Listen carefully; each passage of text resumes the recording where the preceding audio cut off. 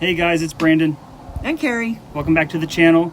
Today we had a good conversation about even if you don't deserve it, you must go through it. And it was something that Carrie had brought to my attention that I have actually thought long and hard about and realized as I do my own life review, how things have transpired, and oftentimes what would kind of drag me down or get me stuck in negative thinking or polarized into, hermit mode or staying alone was that I'm either being targeted, this isn't fair, why am I the loner of the group, why can I not have all the money or best friends? And so we wanted to bring this topic to light because we think we have a lot of good things to say about it. This is a subject that a few years ago, probably about 10 or 15 years ago, when I was going through some really rough times, I just woke up one morning and I was just devastated over how my life had turned, and I've just tried so hard. I've had a successful business, and I've had several successful businesses over my lifetime, and in an awesome career. And anyway, everything just kind of went to hell in a handbasket and ended in my divorce and everything. But I had been reading in my Bible that night, I guess, about the story of Job, which really totally ticked me off. And I was just really upset about why were all of these things happening to him. It just sounded like the God and the devil were having a pissing contest, so to speak, about who's going to win, the favor of Job on that. And so I was just really sinking really, really low that morning. And then the very clear voice came into my head, and it said, even if you don't deserve it, you must go through it. And for me, that just felt very comforting. I know it probably doesn't sound very comforting, but to me, it said to me that A, I wasn't alone, and B, that even though all of these horrid things had happened over my lifetime, that there would be some good to come out of it, that somehow, somewhere was a transformative nature to each of these things. And so what we were kind of talking about is, and we've talked about several times, is people will feel like they're being targeted or hit, or that because they're not part of the matrix, they're being, excessively picked on or are set aside for more torments and torture. And all of these things are true. And what they usually wind up doing is creating a situation where we go around, with the why me scenario.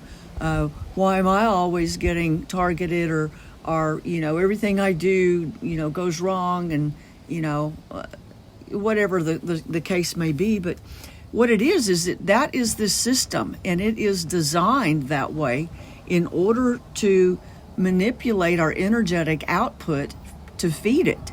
Everything here is consumer. Everything here consumes.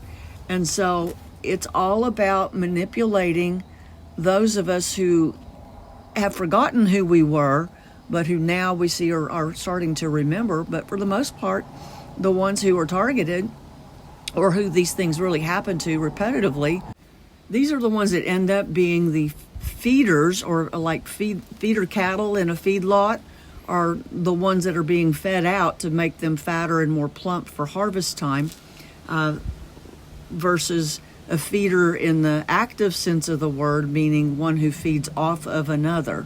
And so there's some that are feeders that are being fatted as the cows. There are others who are the ones doing the devouring, and then there are ones who are seeding for the next generation of feedings.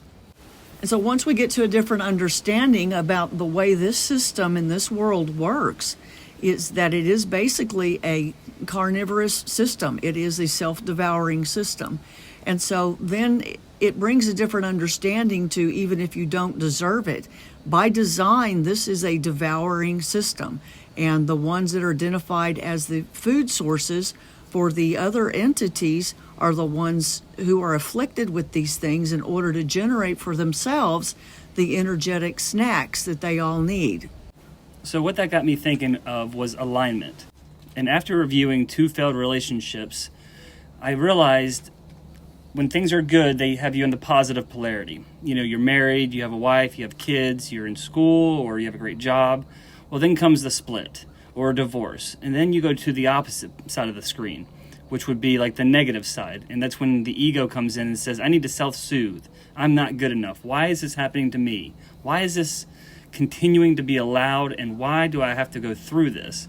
Well, it's back to what Carrie said earlier. It's like God and the devil having a pissing match, whereas they have set it up to where you only have two options, kind of like a fork in the road, because this is their rules here, where the actuality of the situation is, if you have the awareness of these patterns, you can stay neutral to it and go towards the middle path. So you don't have to get caught in either loop of the cycle, which would be your positive or your negative polarity. And this goes back into like the biblical teachings where you have to go within. The way out is within. And when I hear that, I know it means multiple things. I know it means you have to go within through the heart. I know it means go with the letter N, which would be neutral, which is, I've always thought it's kind of funny when you think about playing an arcade game. You either have two sides to the same coin. You have the heads or you have the tails, and you also have the third side, which is how you put it into the machine or the slot. You go in neutral, and when you get game over, the coin falls, and it's hoping you fall on one side or the other, heads or tails. Well, let's reverse that, because this is an inverted realm, and know that the way to win the game is to come out neutral, the narrow path. Like an arrow, it shoots straight through it. So it takes us back then to why must we go through this? And so what we have to realize is that where we are presently residing is truly not our realm. This is their place, and these are their rules. And so once we learn to understand their rules and their systems, then it enables us to be better equipped to overcome those things that they throw at us by understanding their system so well that we can beat them at their own game, basically. And so what happens is that when we have these adverse events or we feel targeted or we feel like, the God and the devil are beating up on us or, all this and that, which I'm absolutely certain that goes on some level. But I think they're placing their rules. But when we have these adverse events happening and we become anxiety ridden, we become depressed, we become anxious about these things, these are all warning signs to ourselves. These are all the things that are needed, and this is very, very important. These are the things that are needed in order to awaken us. In and of themselves, anxiety, the negative feelings, emotions that we feel, all of these are warning signals that are default settings within our own body system that warn us that something is off. Something is out of whack. Something's not in what we understand now as alignment. The event in and of itself really is not good or bad. It's how we react to it. And that's where we get the generation of the positive energies for, people want to do the worship and the praise and the all this and that, they get down in the deep, dark depression and agony on me. On the other end of the spectrum and stay down for months and months and years. In my case, it was years. And so anxiety always signals the need to change. It's what we do with that anxiety that makes it unhealthy. In and of itself, it is healthy. And so when we have this, it can awaken us to the awareness of this need. But the key word here is awaken. If we truly are on some aspect unaware or asleep in our conscious awareness of what's going on, the anxiety and the ability to step outside and examine a situation and how it's affecting our world, and most importantly, how are we dealing with those things? This gives us the opportunity then to make the decision to change or the decision to not change. And that's when, back in the 80s, there was a lot of songs about put the needle on the record when the drum beat goes like this. Or Madonna had a big song about something about get into the groove. These are all things about getting into the program. We come pre-wired with their program. and with the things of predictability. Machines like predictability. And so if we're pre-wired to overreact in a anxiety-ridden way, or if we're pre-wired to overreact in depression, then that's part of the programming. But if we can start to recognize these patterns in our own way that we handle these situations, then with the recognition and the awareness of these things, then we can choose then to make new ways of, or new grooves, if you will, in our mind.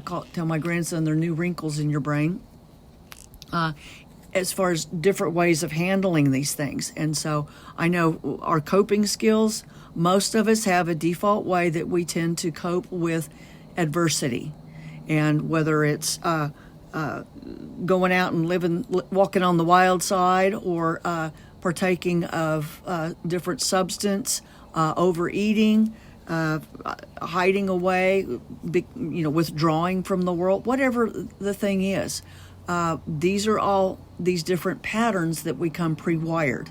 And I think a very crucial key, once we understand that's part of this system, then we're better able to identify those things and then step out and make the actual real changes that we need to do in order to maintain our walk on the narrow path, where we're not oscillating to the left or to the right, to the positive or the negative mood swings that these entities so love to devour. Brandon was just mentioning about the spitting us out, and that's really, I think, what we want. We want to be spat out by the system. And what I mean by that is that we don't want to be devoured. Now, in the book of Revelation in the Bible, Jesus is talking to the quote-unquote church and telling it that I wish that, you were hot or cold, or red or blue is what my translation is. And it says that because you're lukewarm, or you're right down the middle, I will spew you out of my mouth. And so that kind of gave me the idea of, well, if you're in Jesus's mouth, it sounds like to me he's doing a Kronos or one of these other guys that was eating all their children. So that's not really a place I want to be.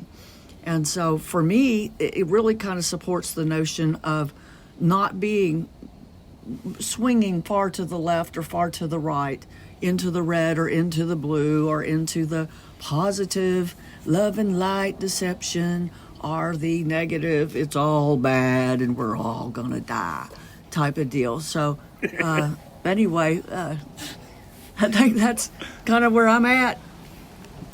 I think that's great points. Guys, this has been a good one for us. We've had a lot of fun doing this one. Please leave any comments down below, and we look forward to seeing you next time. Thanks.